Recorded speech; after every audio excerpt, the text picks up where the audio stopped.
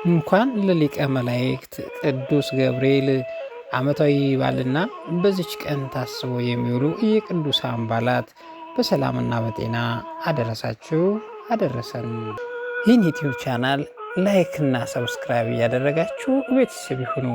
እንዲሁም ደግሞ ሀሳብ አስተያየታችሁን ኮሜንት ቦታ አስቀምጡልን፣ አገልግሎታችንን ይደግፉ።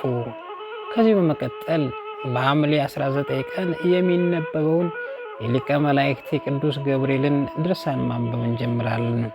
አንድ አምላክ በሚሆን በአብ ወልድ መንፈስ ቅዱስ ስም አምነን በአንድነት ላይ ሶስትነት፣ በሶስትነት ላይ አንድነት፣ መላእክትን ምስጋና፣ ምድራዊ ሰው እህልን የሚመግብ ለአራዊት ሥጋ፣ ለእንስሳት ሳር፣ ለአዕዋፍም ትሎችንና ቅጠልን የሚመግብ ከእኛ ዘንድ ለእርሱ ምስጋና ሊያቀርቡለት የሚገባው እኛም ከእርሱ ዘንድ ከጥፋት አድነን ብሎ መለመን የሚገባን በሐምሌ 19 ቀን የሚነበበውን ከመላእክት የቅዱስ ገብርኤል ድርሳኔ ነው እንላለን።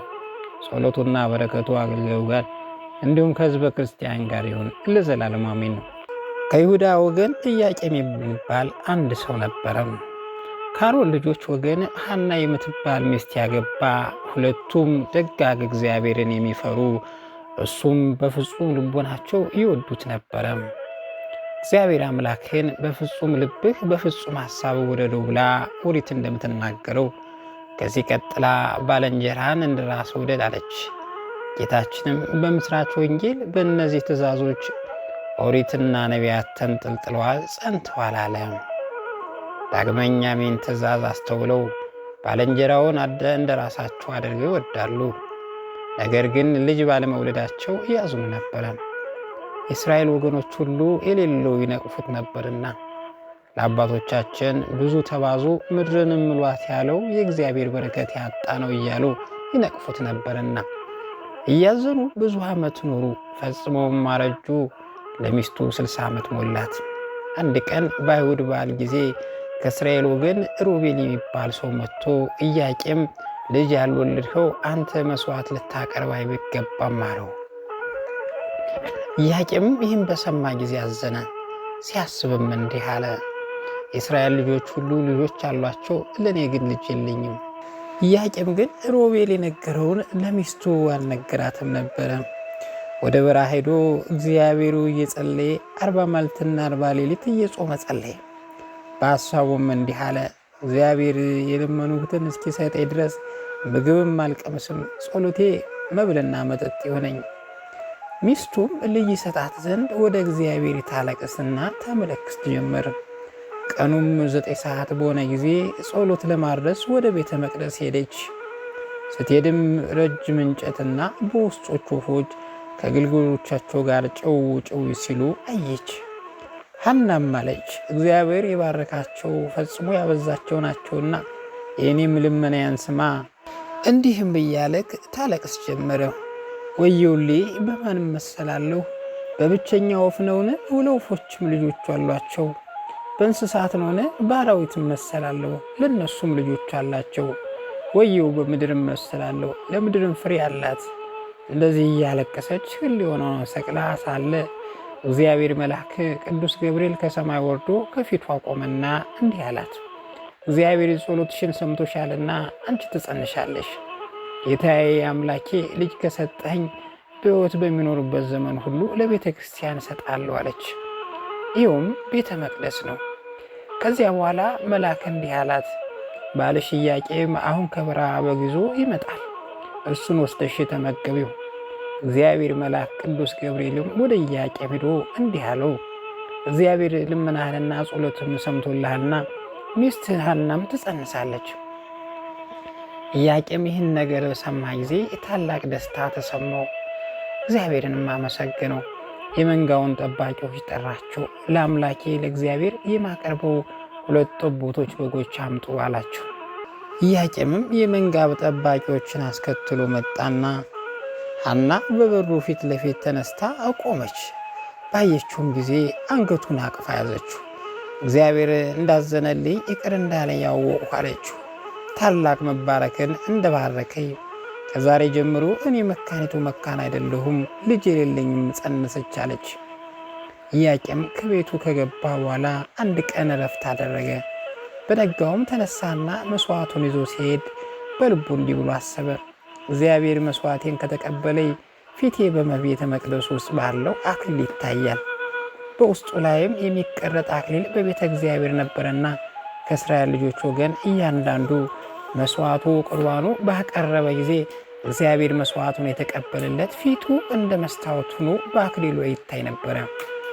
መስዋዕቱ ካልተቀበለለት ግን ፊቱ በአክሊሉ ውስጥ አይታይም ነበረ። ኢያቄም መስዋዕቱን ባቀረበ ጊዜ እንደ መስታወት ሆኖ ፊቱን በአክሊሉ ውስጥ አየው። እሱም እግዚአብሔር እንደማረኝ ጸሎቴንም እንደሰማ አወቁኝ፣ ልመናዬም እንደተቀበለ ልጅም እንደሚሰጥ እያወቁ አለ። ከዛ በኋላ ኢያቄም ከእግዚአብሔር ቤተ መቅደስ ተመልሶ አምላኩ እግዚአብሔርን እያመሰገነ በደስታና በክብር ወደ ቤቱ ገባ። ከዚያ በኋላ ሐና ጸነሰች። 6 ወር በሆናት ጊዜ መጸነሷ ታወቀና ዘመዶቿ ሊጠይቋት መጡ። ከዘመዶቿ ግን የታወለች ሴት ልጅ ነበረችና ጽንሷን ለመረዳት የሐናን ሆድ ዳሰሰች። ያን ጊዜ ዓይኗ በራለትና አየች። አይሁድ ግን ይህን ባዩ ጊዜ እርስ በርሳቸው እንዲተባባሉ ኢያቄምና ሚስቱ ሀገራችን ያጠፋሉ፣ በእኛም ላይ ይነግሳሉ። ሐና ጸነሰች፣ በማኅፀኗ ድውያን ፈወሰች። በወለደች ጊዜማ እንዴት ይሆናል? ወይ ወግረን እንግደላቸው ብሎ አድማ አደረጉ። የሌሊት እኩሌታ በሆነ ጊዜ ሊቀ መላእክት ቅዱስ ገብርኤል ከሰማይ ወረደና እናንተ በዘመድ የከበራችሁ ተነሱ አላቸው። ፈጥነውም ተነሱ፣ ወደ ደብረ ሊባኖስ ተራራ ወሰዳቸው። አምላክን የወለደች እመቤታችን ማርያም በዚህ ተወለደች። የኒህ የቅዱሳን ጸሎታቸውና በረከታቸው የብርሃን እናት የልጃቸውም ልመና የትጉሃን አለቃ የቅዱስ ገብርኤል ልመና ከአገልጋዮቹ ከሕዝበ ክርስቲያን ጋር ለዘላለሙ ጸንቶ ይኑር። የሊቀ መላእክት ቅዱስ ገብርኤል ታምር ይህ ነው። ልመናው አገልጋዩን ሁሉ ለዘላለሙ ይጠብቀውና በሊቀ መላእክት ገብርኤል ቤተ ክርስቲያን ውስጥ አንድ ኤጲስቆጶስ ለባለ አገልግሎት ባደረገ ጊዜ ታላቅ ቅዳሴ ያደረገ። ለተሰበሰቡት ሁሉ አብረውት ነበሩ። እሱም በእግዚአብሔር ቃል መከረና ተግሳጽ ያስተምራቸው ነበረ። የሊቀ መላእክት ቅዱስ ገብርኤልን ክብር ይነግራቸው ነበር። ሊቀ መላእክት ቅዱስ ገብርኤል ለጌትነቱ ክብር የሚገባውን ሲያነቡ ሳለ ያን ጊዜ በሰይጣን ማሰሪያ የታሰረና የቆሰለ አንድ ሰው ይዘው መጡ። በሊቀ መላእክት በቅዱስ ገብርኤል ቤተክርስቲያን ውስጥም ባገቡት ጊዜ በሁለቱ አዕማድ መካከል አግብተው አኖሩት። ከዚያም እንደወደቀ ትተውት ሄዱ። ባመሰገኑና ልዩ በሆነች ሶስትነት የሰላም ደጅ መነሳሳትን በፈጸሙ ጊዜ ርኩስ መንፈስ ያደረበት ሰው ካለበት በሰቀላ ውስጥ ወደ ቆሙት ምሰሶዎች በተመለከቱ ጊዜ ድውዩ ግን ከምሰሶች ስር ከመነጨው መዓዛው እጅግ የሚጣፍጥ ዘይት ተቀብቶ በምድር ላይ ወድቆ ነበረ። ያ በሽተኛ ደዌ የጸናበት ጥምጥም የሆነች ሰው ከዚያ ዘይት ተቀባ። በዚያች ሰዓትም ከደዌ ዳነ። ተነስቶም በእግሩ ቆመ። የተሰበሰቡ ሕዝብ ሁሉ እግዚአብሔር ያደረገውን ባዩ ጊዜ ታላቅ ምስጋና ቀረቡለት። ሊቀ መላእክት ቅዱስ ገብርኤልን ማመሰገኑት። በታላቅ ትግል እየተጨናነቁ ከምሰሶች ዘንድ ተቀዳድመው ለመድረስ ሮጡ። አንዱ አንዱን እየረገጠው እስኪወድቁ ድረስ። ጋኔል ያደረበት ያመፃው ሰው እንደ ፈረስ እየሮጠ ከመካከላቸው ተነስቶ ሄደ። እርሱን ያዩ ሰዎች ሁሉ አደነቁ። መላእክት የፈጠረ እግዚአብሔርን አመሰገኑት። ሊቀ መላእክት ቅዱስ ገብርኤልን አመሰገኑት። በጥምቀት የተወለድነው ሁላችን በረከቱ ይጠብቀን ለዘላለሙ አሜን።